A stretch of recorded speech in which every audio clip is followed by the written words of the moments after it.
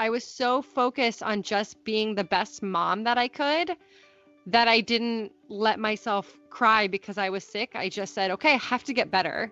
I have to just be there for her today. I don't Yeah. want her to see me as weak. And so many people responded to that by saying, I grew up with a mom with Crohn's, with rheumatoid arthritis, with MS, with various diseases, and all I ever saw was how strong she was in spite of those. Welcome to the Eat for Endurance podcast. My name is Claire Shorenstein, and I'm a registered dietitian and running coach based in New York City. My goal for this podcast, aside from having fun, of course, is to demonstrate that there is no one-size-fits-all style of eating. Rather, there are many different pathways towards individualized health and sports performance. I explore this in my athlete nutrition profiles as well as in interviews with fellow dietitians on their areas of expertise. I hope you guys are all doing okay in quarantine. It's May 8th. I'm not sure when I'll be releasing this episode, so just figured I'd state the date just so we have some context. Today, my guest is Allie Feller from the Allie on the Run show. Maybe you know her from her podcast. It's amazing. If you haven't checked it out, you definitely should. And it's an athlete nutrition profile. I really wanted to learn about Allie and her nutrition and background. There are lots of amazing things about her, but she has struggled with Crohn's disease, which is an inflammatory bowel disease, since age 7. So kind of in that context, I really wanted to talk to her about that and being a mom. She's an 18-month-old, she's a runner, and just all the other amazing things that she does. So I hope you enjoy this episode. And if you maybe struggle with, inflammatory bowel disease or other inflammatory conditions, this is certainly one to listen to because, of course, with any kind of digestive issue, running, engaging in sport, and just managing your nutrition is really hard. So we talk all about that, and I hope you enjoy it. So without further ado, Allie Feller. Hey, Allie, welcome to the show. Thanks for coming on today. Thank you for having me. Awesome. So today it's an athlete nutrition profile, and really the point of all this is, learning about you through a nutrition lens. And you're a runner, of course. You're a podcast host. Your podcast is amazing, Allie on the Run, for anyone who hasn't heard of you, but I'm sure most of my listeners have because it's an amazing podcast. And you still have you're pretty active on your blog still, or not so much? Oh my gosh, 2020 started and I was like, I commit to blogging again. How quick? I try, I don't force it is the thing. Yeah. I do still have my blog if I feel inspired and I have time. It's hard to sit down and write a full post without an 18-month-old grabbing my leg and needing something. So yeah, blog exists. Yep. It's not as consistent as I would like, but we'll see. It hasn't died yet. Got it. So, really one of the main things about you, of course, that you've talked about, it's not the main thing, of course, there are many things, but one thing about you that you've spoken a lot about, of course, is growing up with Crohn's disease. So we're definitely going to touch on that and kind of how that has colored your experience with running and food, because obviously those are connected. Of course, there's no one Crohn's diet that is recommended or out there or proven effective, but obviously there is a connection between foods and symptoms. So we can kind of just talk a little bit about that. We don't have to go crazy into it, but yeah, the way I kick things off, it's kind of chatting about your nutrition growing up. You were diagnosed with Crohn's at 7. So maybe just, why don't you talk about kind of the food scene in your house growing up and really how being diagnosed affected your relationship with food and your food choices and all of that stuff.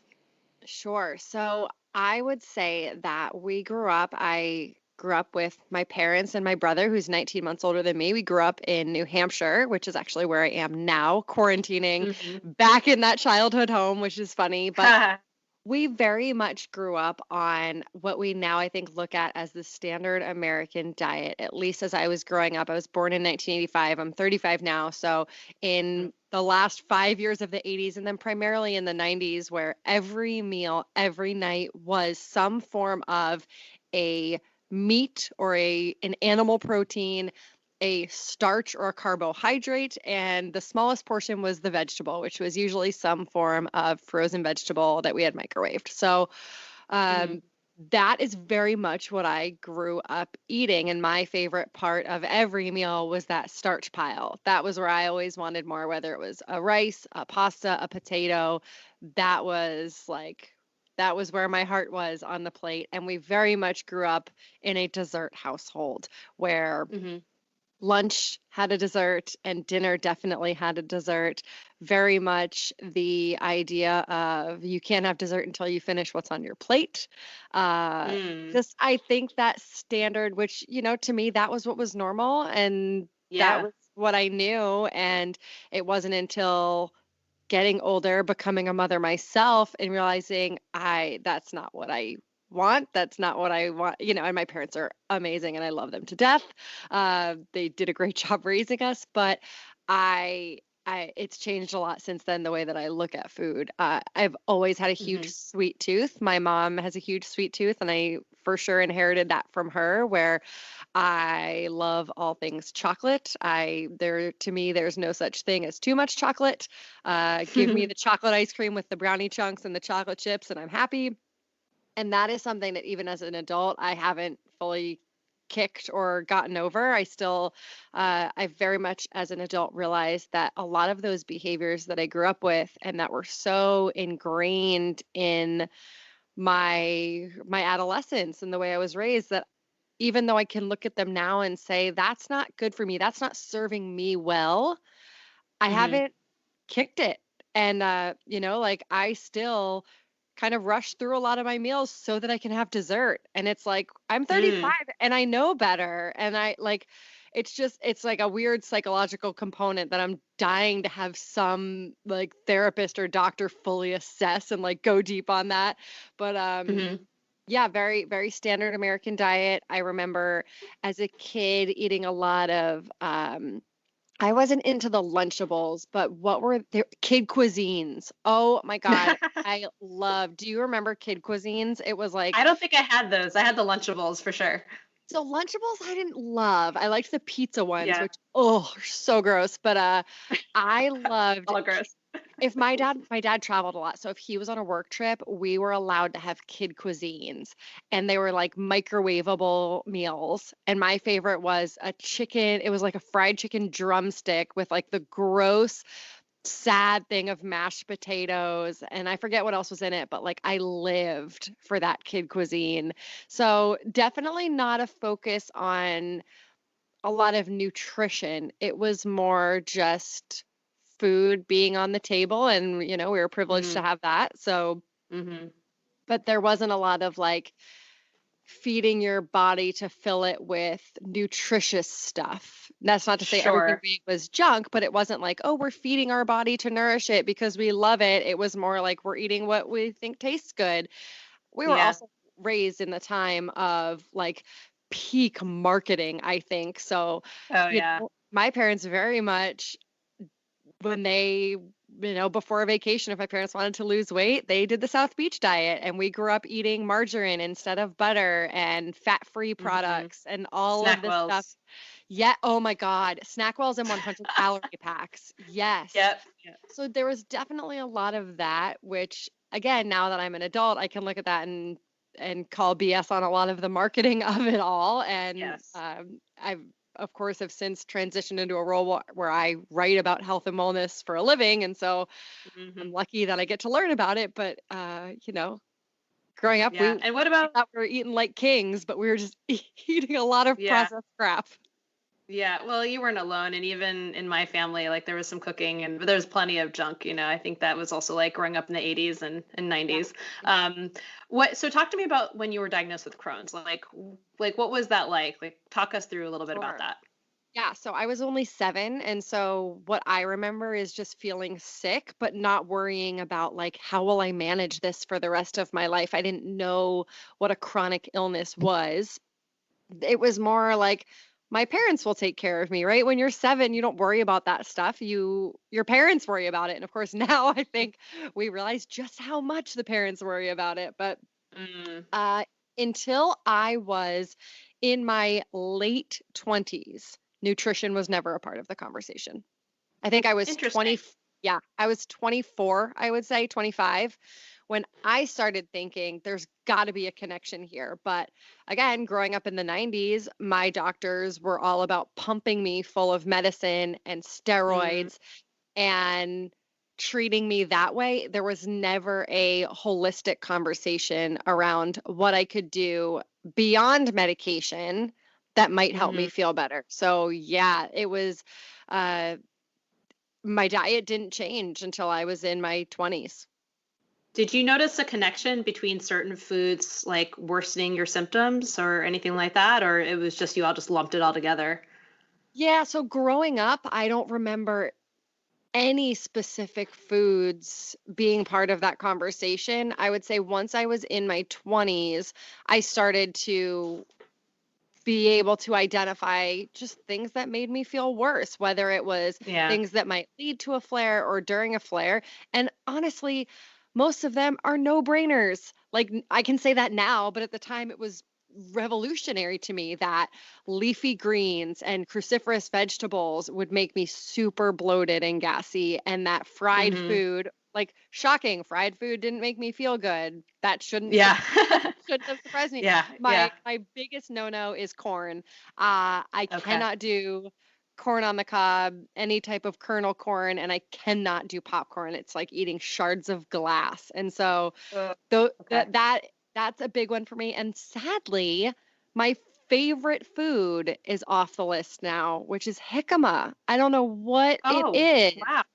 I love I jicama. know. Oh, Jicama's that's a the bummer. perfect food. Perfect. The consistency, the taste. It is the Probably because perfect it's food. fibrous, I guess. I don't know. I mean, some people will just like have specific foods that set you off. I mean, Yeah. In all my huh, research, okay. jicama is never on the list. Jicama, like, Oh, sorry. yeah, I know. Such a bummer because I love it, but I can't do it. Yeah. And so what kind of drew you to make then the connection with food? Like did you start talking to someone? Was it through your own research? Like what led to that? I would love to say that it was all me and that I became brilliant and said, I will take care of myself, but it was my now husband. He was my Ah, boyfriend at the good. time. Awesome.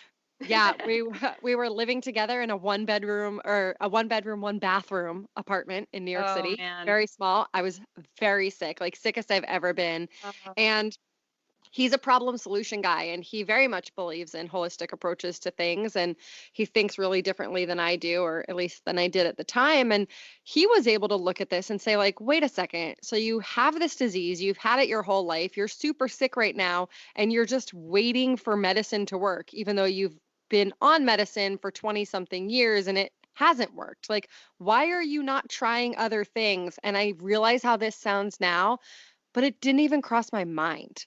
Like, the mm, thought that there could be other things to make me feel better was like, well, no, but if you're sick, you have medicine. And I'm not discrediting medicine because in many cases it's wonderful and life saving. hmm.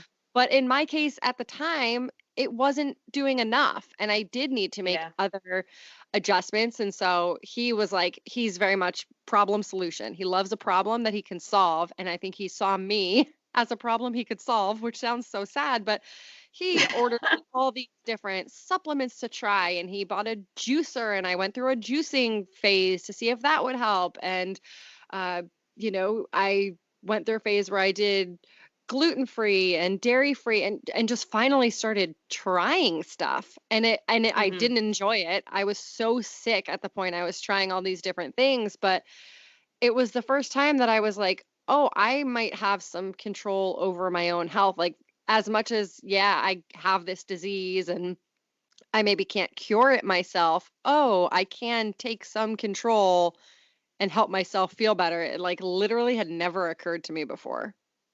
I'm actually amazed that like your doctors never like suggested, a referral to a dietitian who specialized in irritable bowel disease or, addressed like nutrient deficiency concerns, which of course, like if you're on steroids, that raises, your risk of osteoporosis and other things like if you're malabsorbing food, like that's obviously a concern.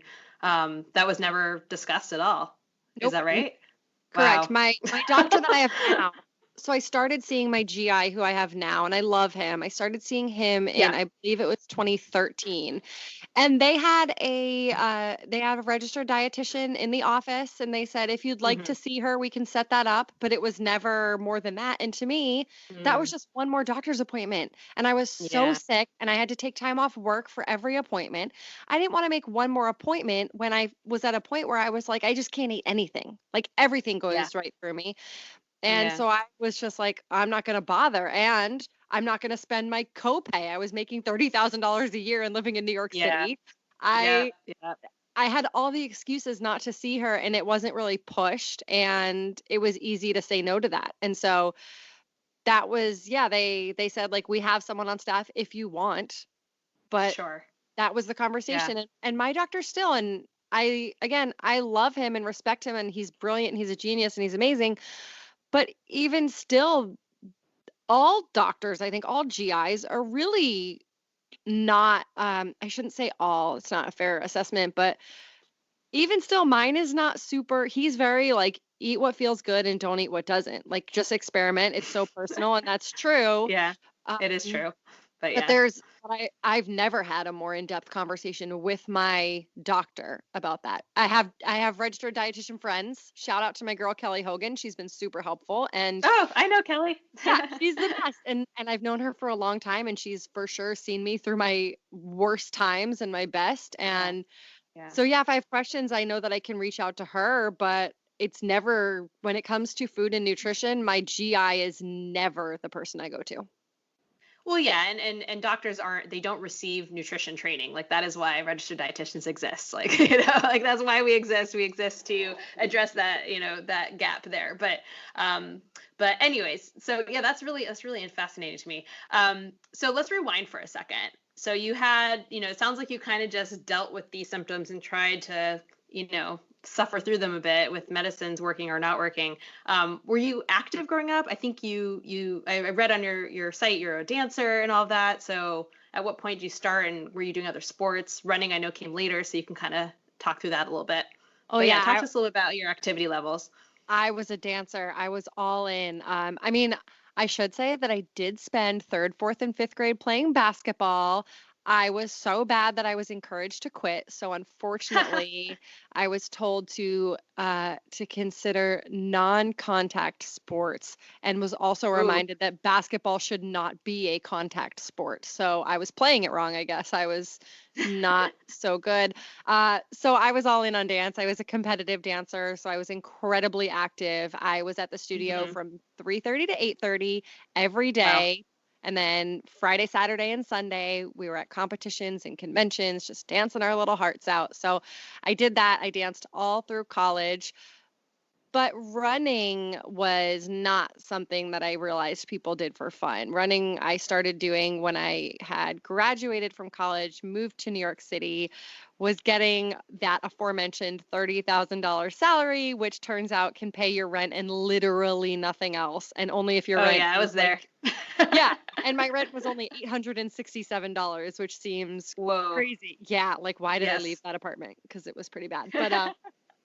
So, and I shared it with 4 girls, it wasn't just me. So, Oh my goodness. oh yeah, the Craigslist dream, found my roommates on Oh Craigslist, yeah. moved into the empty room, the whole deal. Yep. So, but Yep. it worked Been out. there.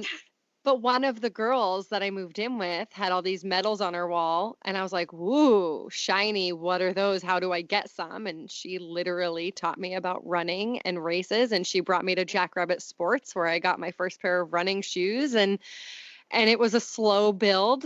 I went for being able to run for like 20 seconds because I just sprinted and didn't understand pacing, to running marathons, and have never looked back to dancing. That's for sure. I officially traded in my dance shoes for running shoes. But growing up, I What would kind of say dance were you doing?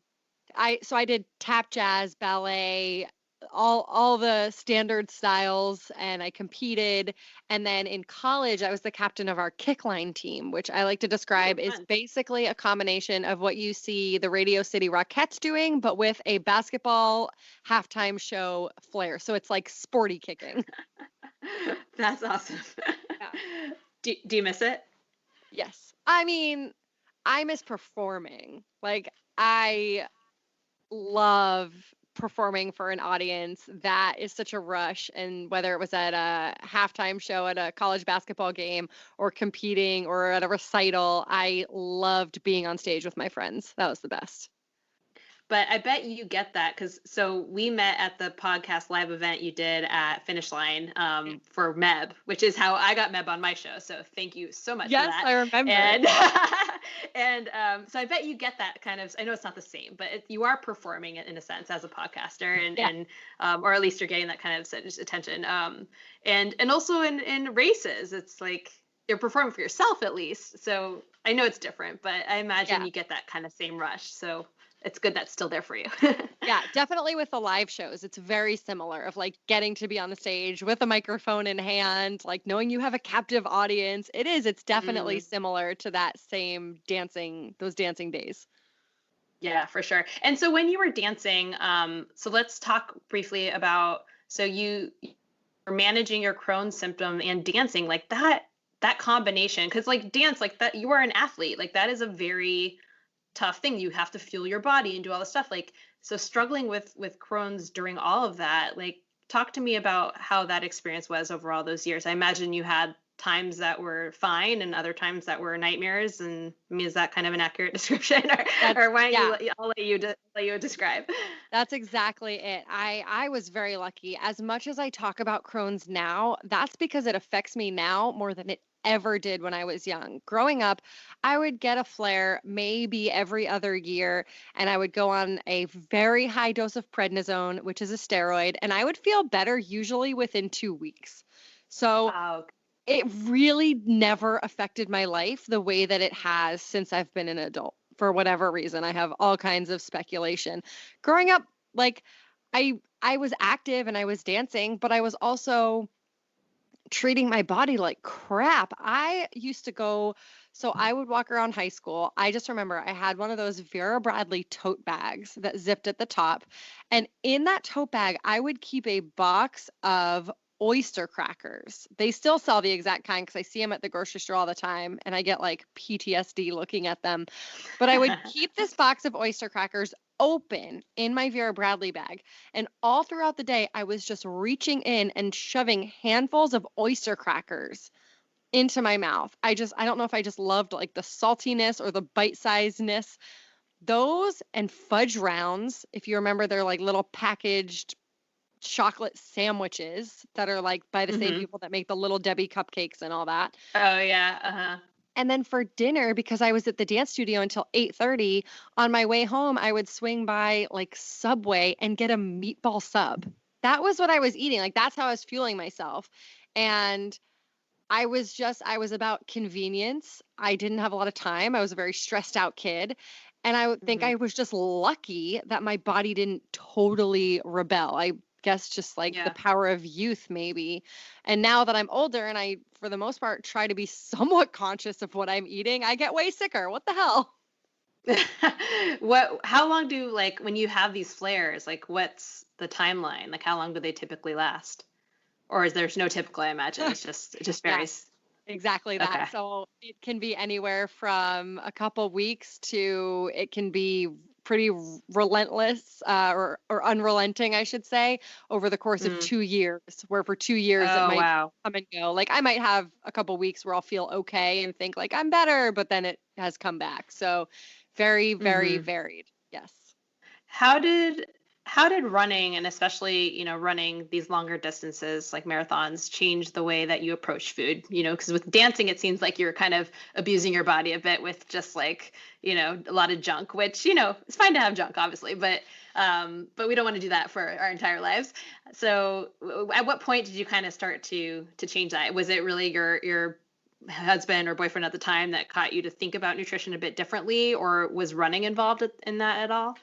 A little bit of both, yeah. And I met both those things happened at the same time. I met him while I was training for my first marathon. So it all kind of went hand in hand. And I think also I was living by myself at the time. Before he and I moved in together, I was living alone. And so I didn't have as much of that social aspect where it was like where every dinner was like, what do we all want? It was just like I was living by myself. I wanted to keep things simple. And so I was just making a lot Mm-hmm. of fish and vegetables. And I wasn't Mm-hmm. always, and I wasn't necessarily super healthy all the time, but I think just living by myself, being on a budget, I simplified things. Yeah. And I Yeah. wasn't going out as much because I couldn't afford it. And so Yeah. I think that was a part of it. It was also like, in all honesty, I've always been pretty, I know there's a lot of like tricky words surrounding food that I try not to use, but I've Mm. always been pretty weak when it comes to food. Like I will see something and I'm very much an emotional eater. And so if Mm-hmm. I say, "Ooh, I want that," even if I know that it's going to make my stomach hurt, even if I know it's going to make me sick, I have a hard time passing it up, which is a constant Mm. work in progress for me. And some days I do really well with that, and other days it's like whatever, I don't care, it's there, I'm going to eat it. And then Yeah. and then I'm up sick Yeah. all day. Weird. But I think that my husband, when we started living together, I kind of had to take a step back and say like I am a grown woman in my 20s. I'm an editor in chief of a magazine. I'm running marathons. What is going on that I can't eat healthy foods? Like, why am I not making these choices for myself? Why wouldn't I want to do that for myself? And it's still something that I work on 10 years later. Yeah, But and there's nothing wrong with eating any of those things you've mentioned. Like you can have oyster crackers and all that. It's just I think the focus is you don't feel good when you're right, doing that that's necessarily. exactly. And And I there's know that. yeah. Yeah. Yeah, it's Yeah, not so like yeah. and It's the it's not context of it. right. And I don't punish myself. There's none of that. Like I'm never like, "Oh, I shouldn't have eaten that." Like I don't do Mm-hmm. that. I have in many regards a very healthy aspect both with a healthy relationship with my body Mm-hmm. and with food, but then yeah, I do definitely eat things that I know won't make me feel great. And that's something that I am still working on. And that's part of why had started working with Kelly Hogan, Yeah. because I feel like I need to hear this from someone else. And that's what it was with my husband, was kind of hearing it Mm. from someone else. Cause it's very easy to look Yeah. at someone else and say, this is what you should do differently. It's harder to Yeah, say it of course. yourself. And I'm someone who I like to be coached. I like to make people proud, and so Hmm. that helps me. I like a gold Yeah, no, star. absolutely. Yeah, no, absolutely. And it's interesting too with the dance you mentioned because as you know the dance world is so it's so common for there to be disordered eating and eating disorders, and obviously people are concerned about their body size and body image and all that stuff, and so having all the oyster crackers and all that stuff is also an interesting thing. Although of course someone could easily have just eat oyster crackers and nothing else and not eat enough, like there's that aspect of that too, but I imagine that whole world and navigating that and in your relationship with food was quite tricky. Oh yeah. And I mean, don't get me wrong. I definitely went through phases with disordered eating. I remember my senior year of high school, a new teacher who like moved from New York City to live in Warner, New Hampshire, where she taught at Concord Dance Academy. And we were like, oh my God, she's from New York. She's so cool. And she was so mean to us and so verbally abusive. And she would tell me, you would jump higher if you didn't weigh so much. If you'd weigh Oh less, my you'd be a better goodness. dancer. So I mean, oh yeah, oh yeah.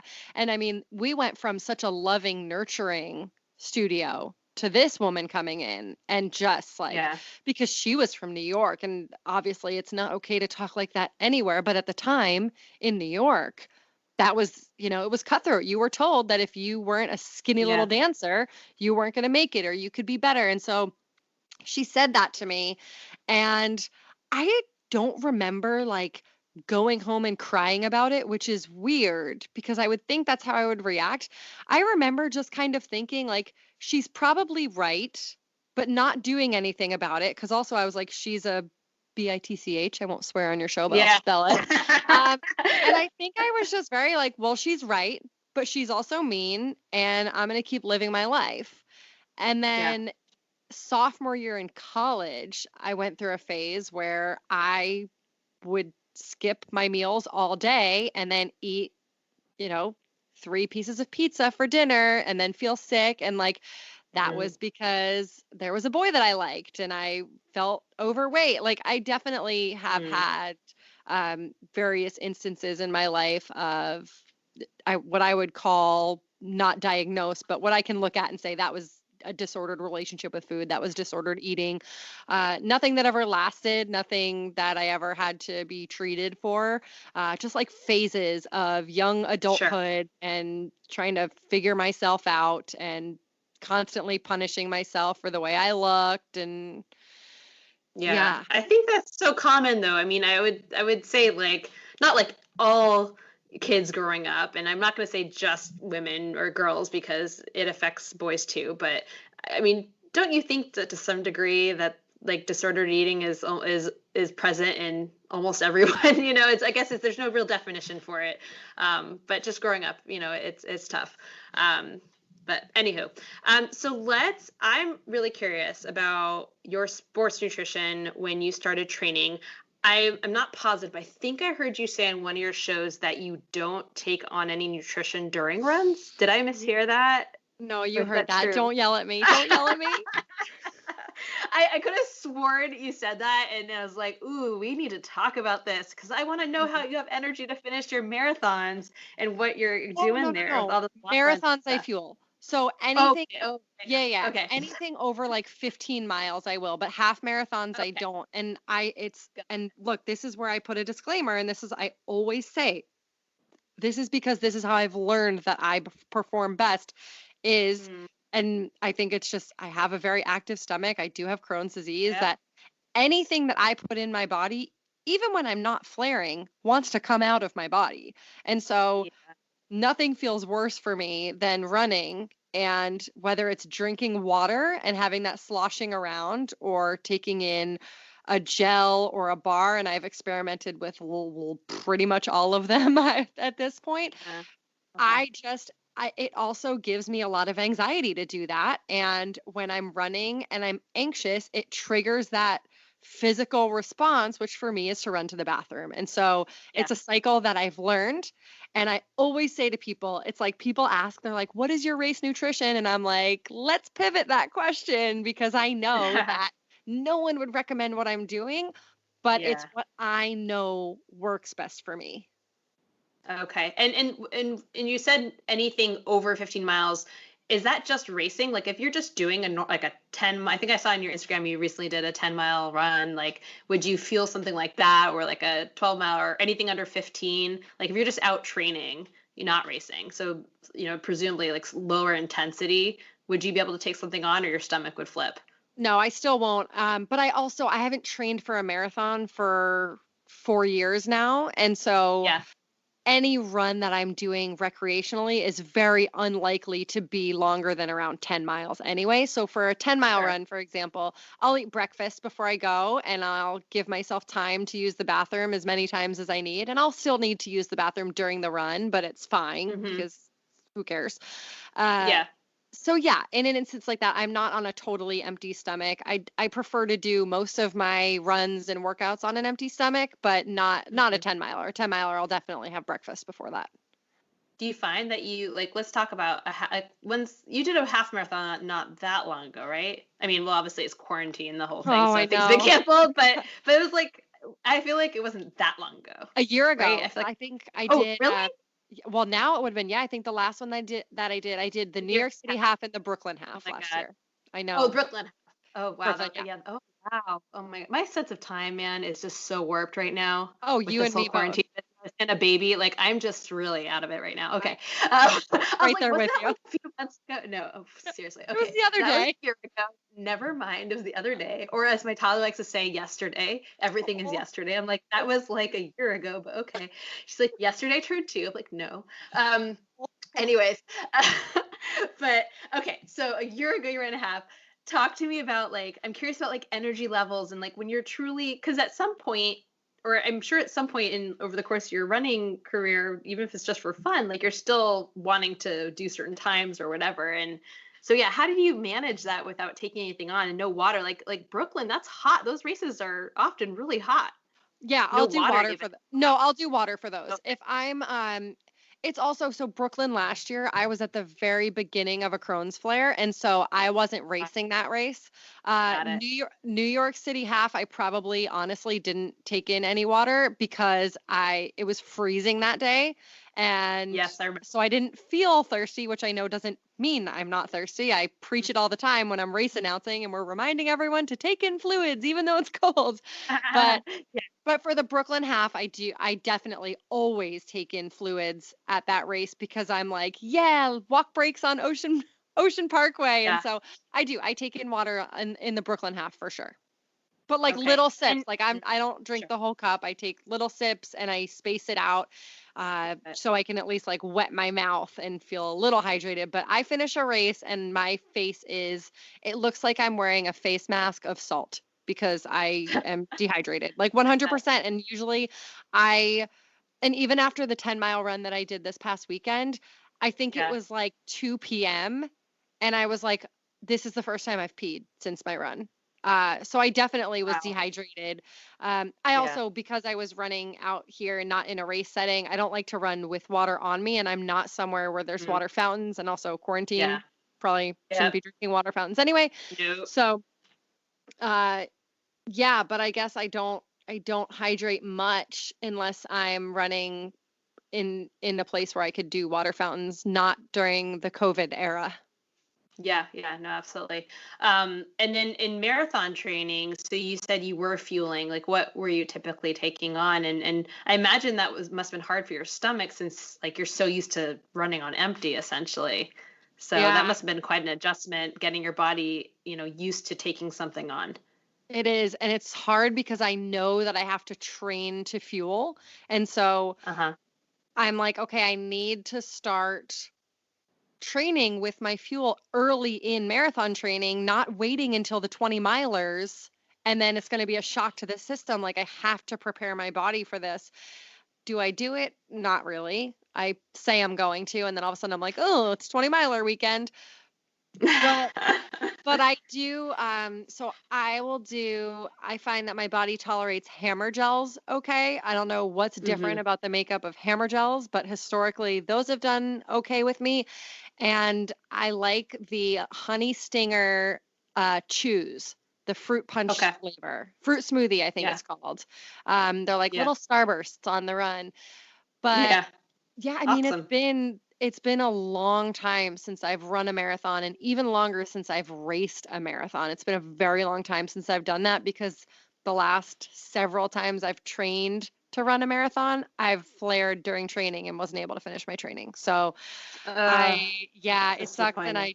my mom is convinced that I cannot run marathons because I have Crohn's disease. And I want to refuse Mm. to admit that that could be true. But I also know that it is a lot of stress to put on my body. And so Yes. I haven't even tried since 2016. Oh, wow. And I mean, is that something that you think you want to attempt again at some point? I mean, I know you have an 18-month-old. I'm kind of in the same, or not same, I'm not at all in the same place, but I'm in a similar place in terms of running, like with, kids and taking this long hiatus. I think it's been 4 years for me too. Wow, that's crazy since my last marathon. It But was yeah, is it something yesterday. that you kind of think about? Yeah, it was yesterday. Is that something you kind of want to try again at some point? Or are you kind of thinking you're happy just doing what you're doing right now? No, I'm not. I mean, I'm happy, don't get me wrong, but Yeah. I know that I have to have a better marathon time in me. Like I Mm, I would love to see what I can do at the marathon. I would love to believe that maybe I could run a 3:45. My PR is 3:51, which is from 2012. It mhm. was my second ever marathon and it was a great day. It was the only marathon I've run where start to finish I had a great day. And I think that I enjoy the training, but I also have never tried to train as a mother. And obviously it can Ah, be done. hard. Millions of women do it. But Yes.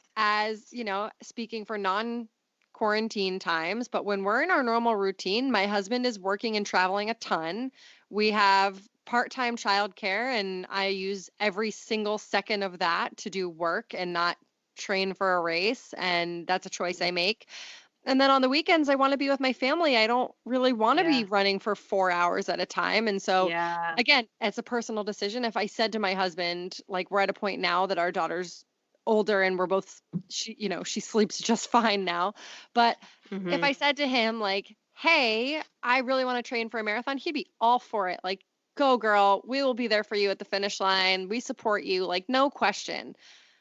But I am someone who carries mom guilt for no reason. And I think I would feel guilty leaving my family for that long. And I shouldn't. No one Mm. should. Yeah.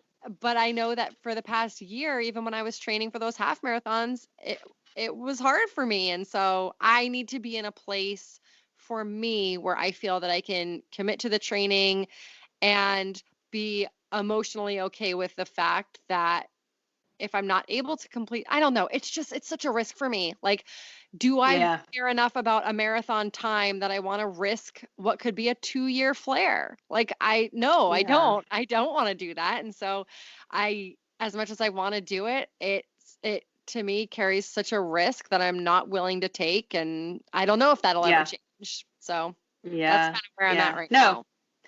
makes perfect sense. And I'm with you on the weekend stuff. I was doing all kinds of long stuff, and I kind of I think it's actually nice to go from a point, because I mean, I don't know about you and your kind of whole history with running, but I'm sure you've had times where running is joyful and wonderful, and other times where running it's just like, I have to do this, or maybe you haven't, maybe I'm projecting, but I certainly have had times where I'm like so burnt out and running, and just have like, I just need to take a break from it, and I'm in this like nice place where like I run, and I run when I want to, and I do what I want to do, and it's not a big deal, and there's no pressure, and it's quite nice. And of course, in what you do, like, you interview so many amazingly talented, incredible professional athletes, and I'm sure that's very motivating and inspirational too. And so, yeah, it's one of those things. That's one of the things that can be hard to navigate, I'm sure, and particularly with Crohn's, that just adds such this extra layer to it. But yeah, motherhood, very tough in terms of other things and guilt and all that stuff. I am with you there. Um, Exactly. yeah. Let's spend some time just going through everyday eating now. And again, like, life looks different when you're in a flare versus not. So first question is, when was your last flare? Was it recently, or not really so much? Yeah, so I actually think that I like might be at the onset of a flare. We'll see. Oh, I wouldn't be surprised. I've been super stressed and I know that stress brings it on. So I'm just trying to yeah. be like super hyper aware of it. But Hmm. my last real flare was around, so it was about a year ago. It started a year ago because it was Brooklyn Half. And Yeah. it was my first postpartum flare. I flared during my second and third trimesters of pregnancy, was better as soon Mm-hmm. as I gave birth, which is crazy. It was like the flare just went away. And then around Wow. 5 or 6 months postpartum, it came back, or it was new. I don't know. But I flared for a little bit and it wasn't too bad. I mean, it was kind of a standard flare. It lasted a couple months and then I got to feel better. So it's been a good Mm. couple months, and here's Okay. hoping that what I'm feeling now is just the stress of weirdness in the world and Fingers doesn't really, crossed. yeah, fingers, Yeah. toes, hair, all of it. So when you're not flaring, like, what is an everyday, or maybe there's no typical day, but if there is a typical day, like, do you cook? Does Brian cook? Like, what do things look like? Yeah, if there is a typical day. Oh, there's a typical day. I am a woman of routine. So Okay, walk us through I, it. yeah, I love to like make stuff in batches and just live in routine. So breakfast has been the same every day for the past 2 years. And Mhm. with the exception of like special occasions, but every day breakfast is Shalane Flanagan's superhero muffins, Shalane and Elise I Kopecki from their, love those. yes. Oh, So so good. I do the ones with carrot and apple. And Hmm. every 2 weeks I make a big batch, and I usually end up eating two. So they're small. The ones I make are pretty small. And Hmm. so I'll do one like pretty soon after I finish a workout. Cause on a typical day, I wake up, before all this, I was waking up at 4:25 a.m. every day to do a Wow. 5:15 Orange Theory class. So I would get home by 6:30, shower. And then once my Mhm. daughter was up, I wouldn't refuel right away. I wouldn't eat right away just because, like trying to take my 2-second shower right before she wakes up and then she's up and then it's like Mhm. into the routine we go. And so usually Yeah. once I sat down at my desk at 8 a.m., I would eat a superhero muffin. And then usually around like 11 a.m., I might have another one. And I like to microwave them for like 23 seconds so that they're a little warm. Yeah. Perfect amount of time. Nice. And then I do a late lunch. I usually eat lunch around 2 because that's when my daughter at the time was going down for her second nap of the day, her afternoon nap. And that was when our nanny leaves for the day. So that's when I officially switch gears from work to mom from then until bedtime. And so usually 2 o'clock, I have lunch, and that I was in a routine of doing a lot of quinoa bowls. So I would do quinoa with chicken sausage, like chicken apple sausage, either sweet or spicy. I would chop up some avocado, throw that in there, and then do 2 sunny side up eggs on top. I love a runny yolk, and everything me with the too. bagel seasoning. So that I love that for lunch. It's just easy. It feels healthy to me. And when we're home, we're fortunate that where we live, we have endless options for if I don't feel like cooking. And so I also love to do like sushi rolls for lunch. But yeah, the quinoa bowls are one of my staples. So I do a lot of that. Now we're home and because we're at my parents' house. I've been eating a lot of grilled cheese sandwiches for lunch because I'm at my childhood home and I grew up on. So I don't know. I've been eating a lot of those. Nutrition has not been a focus of ours during quarantine. And That every is week I'm like, perfectly fine. I know. And every week I'm like, this is the week that I change that grilled cheese to something with a vegetable. And that hasn't happened yet, but we're doing our best. So Yes. normally I do something like a quinoa bowl for lunch, and then dinner depends. So I was doing Blue Apron before we came up here, and I love Blue Apron because it makes me feel like I can cook, and the meals are so yummy. And if my husband's traveling, I get to have leftovers the next day, and I love leftovers 'cause it's convenient. I don't have to cook again. So we do a lot of Blue Apron, which I'm missing very much right now because it just makes it easy. This is not sponsored. I wish. I sound like an ad, but no, I pay for it. I love it. And so we do Blue Apron. We do takeout a lot. Like we do delivery a lot. We'll do a lot of sushi. There's a really yummy Mexican restaurant like right like 2 blocks away from our house. And so it arrives in like 4 seconds, which is great. And they make really, really yummy spicy shrimp tacos, which I love. So we do a lot of that. Gosh, it feels like another lifetime right now trying to remember this. It really does. It really does. We're actually, we actually decided to go to my parents are in California, and we decided to spend the summer out there, like literally just decided. And just Eric, like, that's why we're ordering pizza tonight. Cause my husband was like, we have to eat all of the things before we leave New York for like a chunk of time. Yeah, no, I hear you.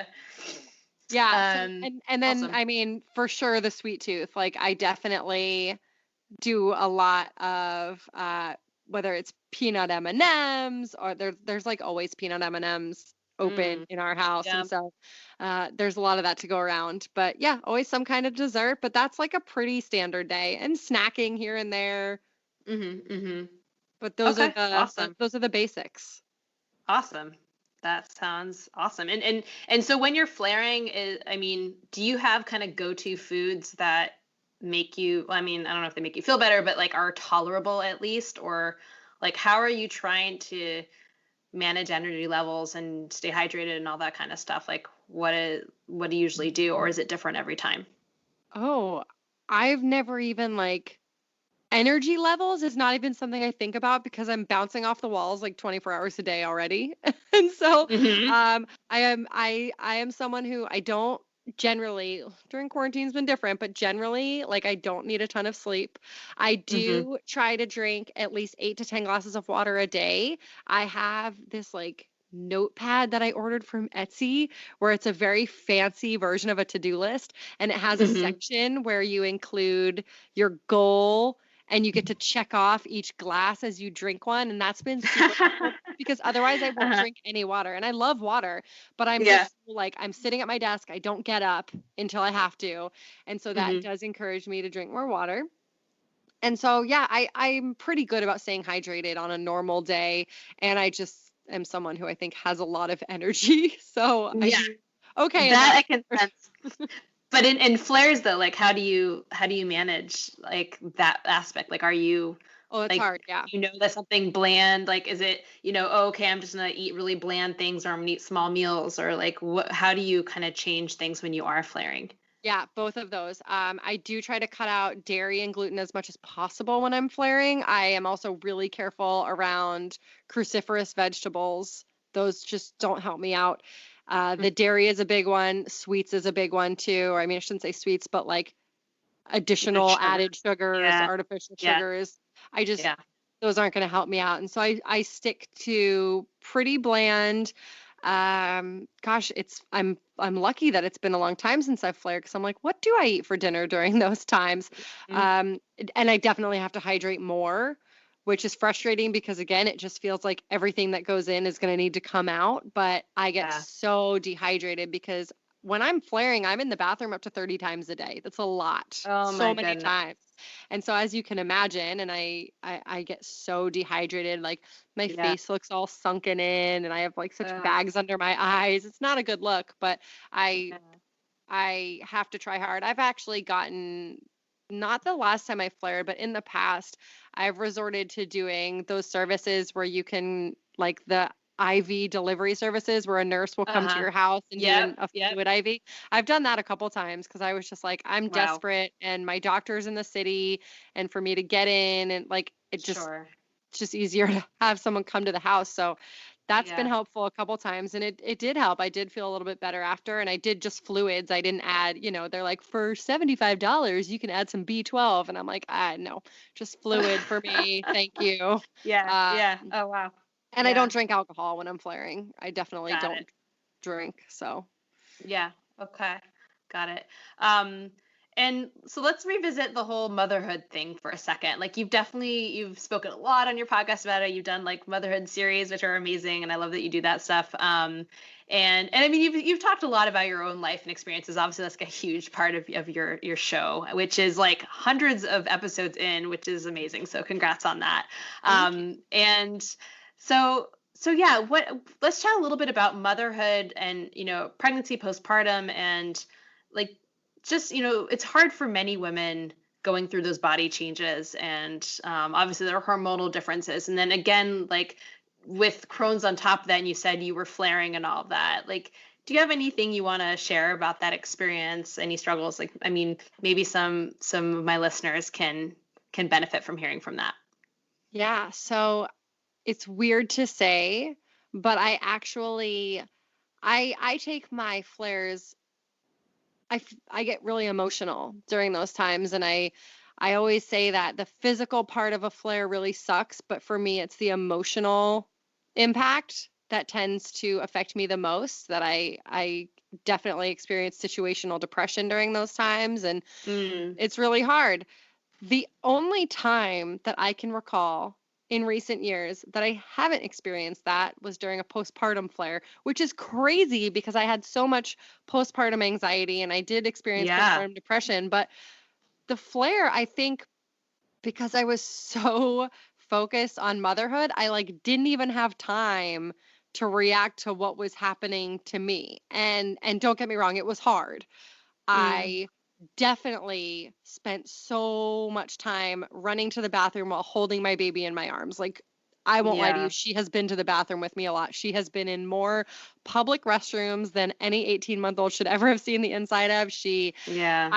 I've held her and given her a bottle while I'm sitting on the toilet. Like, it's super unglamorous and messy and just like not not how I pictured like beautiful new motherhood the way it is on Mhm. Instagram, but Mhm. it helps me with perspective is that I didn't give myself the time and the space to sit around feeling sorry for myself, which is what I've done in the past and I think that there's space for that absolutely. Like if that's what you need to get through hard times then do that, but I was so focused on just being the best mom that I could that I didn't let myself cry because I was sick. I just said, okay, I have to get better.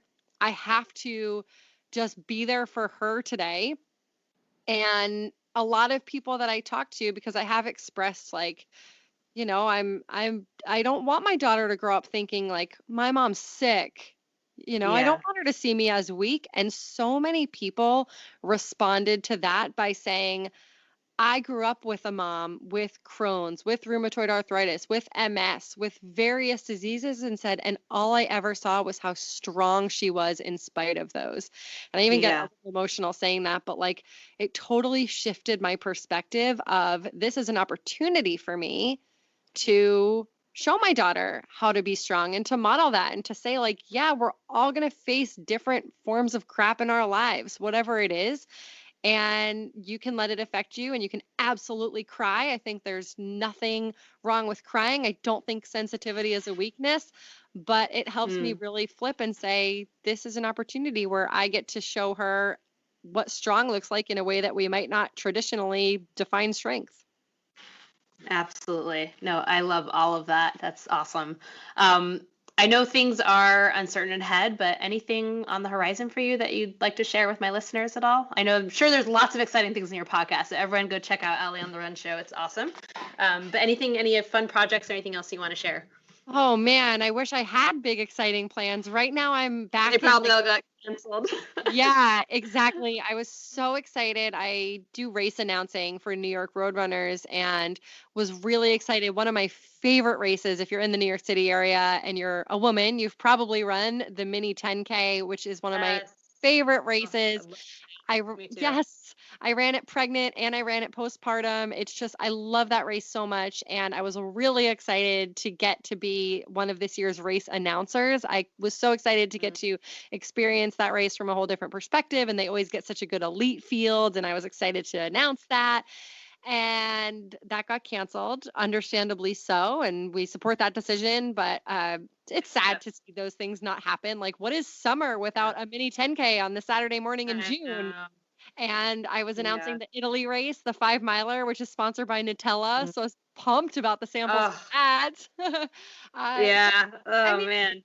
there's things like that. And it definitely was bumming me out for a while of like, I spent so much time and effort last year working toward these goals and like really wanting to be a race announcer. And I finally got to do it. And now all the races are canceled. And I'm like, well, now, like, Yeah. what does that mean for all my dreams? And look, this time is not about me, obviously, but I've really come around and said like we're all in the same situation. We all have stuff getting canceled, and when we're all back doing it, like oh man, are these races going to be parties? I don't know what they'll look like. They'll probably look a little bit different, and we can't predict when Hmm. and how exactly. But I know that the first day back at the races is going to be it. I think it's going to feel good.